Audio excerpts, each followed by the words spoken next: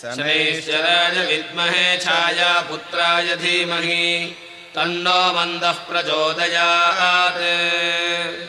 अस्य श्रीशनैश्चरकवचमहामन्त्रस्य कश्यप ऋषिः अनुष्टुप्छन्दः शनैश्चरो देवता शं बीजं नं शक्तिः मम कीलकम् मम शनैश्चरप्रसादसिद्ध्यर्थे जपे विनियोगः।